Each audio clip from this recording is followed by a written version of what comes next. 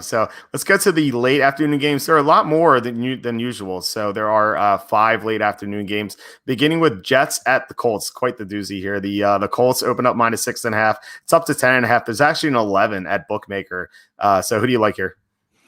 I'm on the Colts here. I mean, the Colts just crushed the Vikings by 17, and the Jets lost by 18 to the 49ers, despite the fact that the 49ers lost like half of their team to injuries during the game.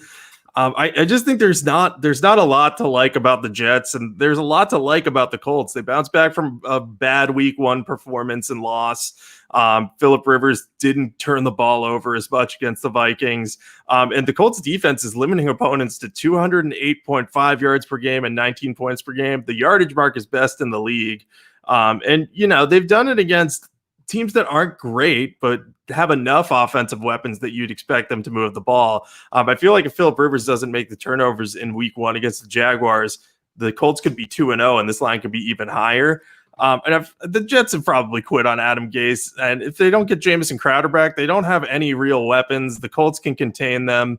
We're going to see a lot of Frank Gore getting the ball again, which, was great like 10 years ago. And I love Frank Gore. The fact that he's still in the league is great, but he's not a lead back anymore, but he's getting treated like one. So I just think the Colts are going to run away with this one.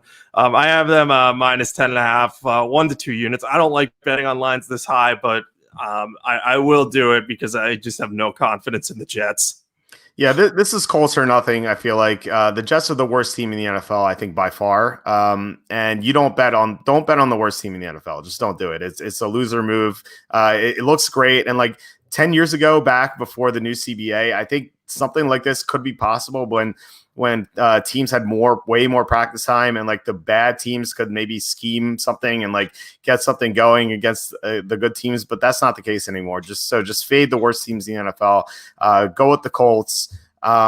If for me, I don't know if I'm going to bet this game yet. Like you mentioned, Jamison Crowder, and that's big. I think if Jamison Crowder is on the field, the Jets will have a chance to get a backdoor cover because Crowder's a good player. Like we saw what he did against the Bills. He scored a long touchdown out of nowhere. I feel like that can happen. But if Crowder's out, who's Darnold going to throw to? There's no Crowder, no Mims, no Brashard Perriman, no Le'Veon Bell.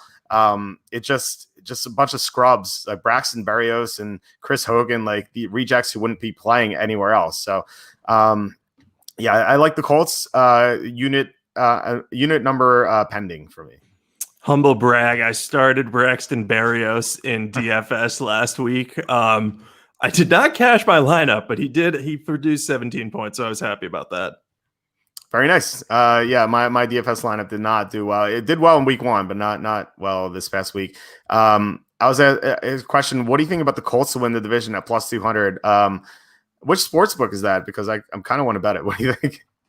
Yeah, I like that too. I mean, they lost to the Jaguars in week 1, but that feels like it was fluky because the Jaguars are 1, better than we think they are, and 2, Phillip Rivers just turned the ball over too much in that game. That'll happen a couple times, but if the Titans kind of regress a little bit or, face some tougher competition than what they faced so far, I think the Colts could easily win that division. And I think it's a 2-horse race at this point. So why not take the Colts +200? Yeah, and the Colts usually dominate the Titans. It's kind of like been a one-sided rivalry. So, I like that a lot. I'm going to go looking for that during the week.